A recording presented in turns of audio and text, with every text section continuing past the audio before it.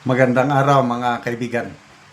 Bigyan natin ng reaction opinion itong post ng GMA News tungkol ito sa babala o panawagan ng NBI Director o OIC NBI Director kay Saldico at yung co-accused, so yung 17 others na naisyuhan ng warrant of arrest. Okay, ito. We urge Saldico and his co-accused to turn themselves in without delay. Surrender ka na, napapalibutan kita. Nag-iisa, nakapalibot. Oh. A warrant is not a storm you wait out. It is a responsibility you confront. Surrender now! Parang scene yun, no? Di ba? Sa pelikula, may megaphone. Surrender ka na, napapalibutan kita! Surrender now, while dignity is still a choice. Is there dignity dito sa... To me, ito, opinion ko lang ito. Wala na yung dignity yan.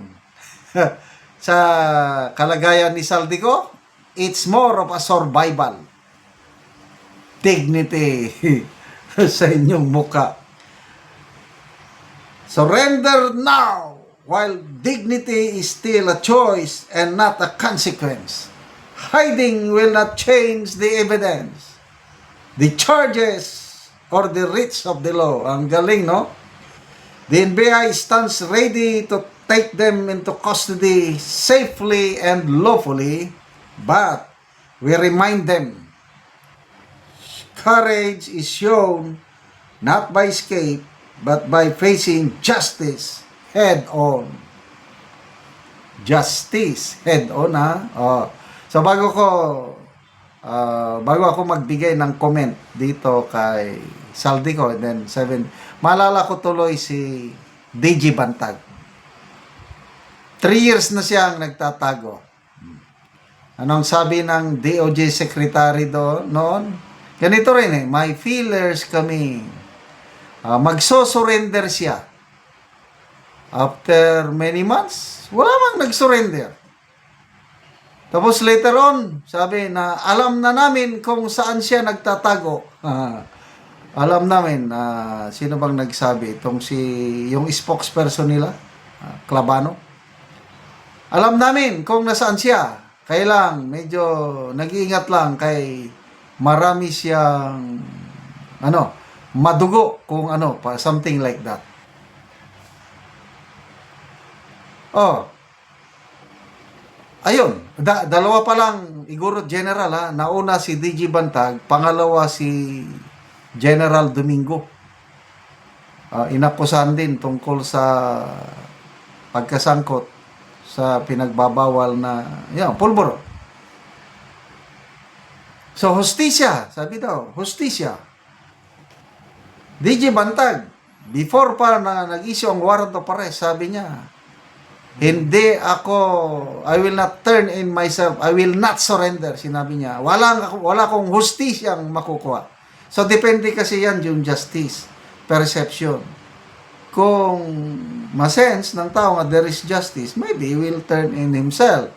But kung ang perception ng tao na isyon ng warrant of arrest, wala siyang makukuhang hustisya, kaya ito, kalagayan ni DG Bantag, dahil walang hustisya, nakikita nila, si General Domingo, walang hustisya, kaya nagtatago.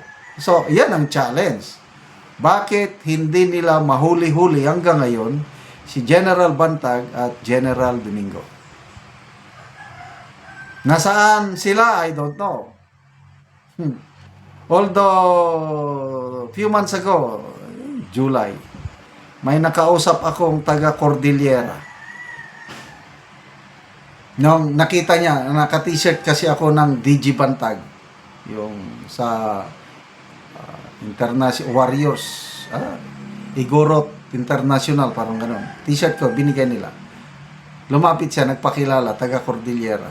Kaibigan ka pala ni General Bantag, sir. Oh, ito, binigay niya sa akin. Very proud ako, sinuot ko yung t-shirt niya. Tinanong ko, nasaan si DG Bantag? Tumawa siya. Andyan lang, sir. Papasyal-pasyal lang. What do you mean by papasyal-pasyal? Gumagala. Dumadaan sa mga checkpoint. So ano, hindi huli? Hindi naman, sir. Tumawa ko. Talaga, oo. Kaway-kaway lang pagdaan niya sa mga checkpoint. I don't know how true, Kaya natawa ako sa sinabi ng taga Cordillera. Oh. So dito tayo ngayon. Ano sa tingin nyo? Magsosurrender si Saldico? To me, sa kalagayan ni Saldico, he will never surrender. So, hamon niya ngayon, come and get me. Hide and seek na ngayon ang ano. Even yung mga ibang co-accused, yung mga engineers, contractors, na foresight na nila. Kasi ito, pag may warrant of arrest, kung bailable, pwede, surrender kasi makapagpiyansa ka eh. Kailang itong kaso mabibigat sa mga alam na non-bailable yung ikakaso, talagang noon pa yan, nagtago na. Kaya ito na ngayon ang challenge sa administrasyong ito of the 17 or 18, I don't know, pang 18 siguro si Saldico, of the 18 na naisyuhan ng warrant of arrest, ilan kaya ang voluntary na mag-surrender at ilan yung magtatago na kaya nilang huliin at dalhin sa prisuhan. Diyan ngayon masusukat ang galing ng law enforcement units or offices natin. So, to me, magandang pakinggan itong panawagan ng NBI Director. Kailang, it remains to be seen kung papakinggan ba ni Saldico. Hindi, basa tayo. Henry Barra. Warrant of arrest are supposed to be served to Saldico's ultimate superiors. Ismael Loyola, then why not invite Martin first? Since Martin is in the country. You should invite him first and question him. Floresien, kumusta si Martin? Ba't puro Saldico lang? Yeah, ito yung naano ko. Okay lang. Dapat makulong si Saldico dahil isa siya sa mga nagnakaw.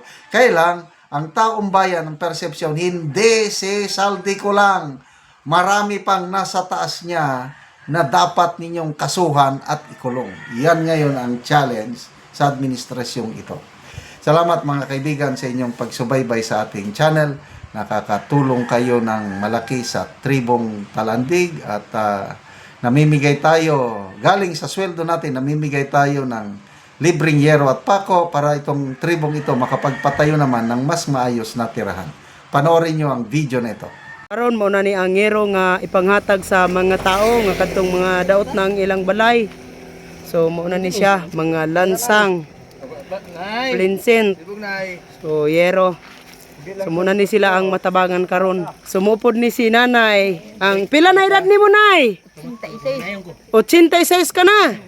So makabalay na ka kay matabangan na kagiro nay. Salamat kayo.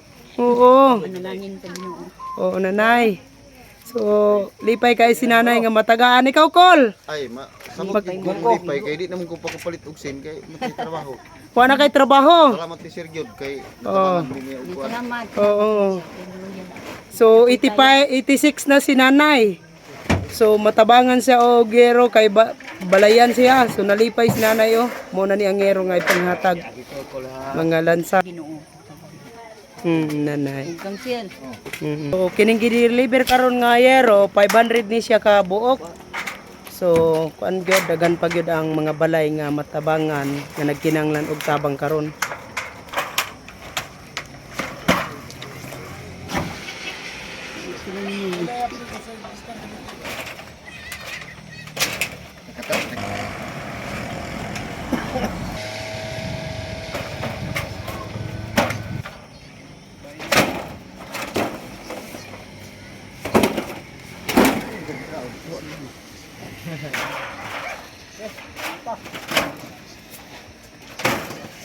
Salamat sa Ginoo, salamat ni sir. Salamat ni sir. Kay gitagaan mi niya og kuan. Kani Talag sa Ginoo. Ang makatot namin. Salamat kayo. So nagpasalamat gid si nanay bisan sa ang katugwaw nguna. Matabangan si nanay. Salamat kayo, nay. Salamat kayo tungod sa akong kanuya gitabangan ako sa Ginoo. Oo.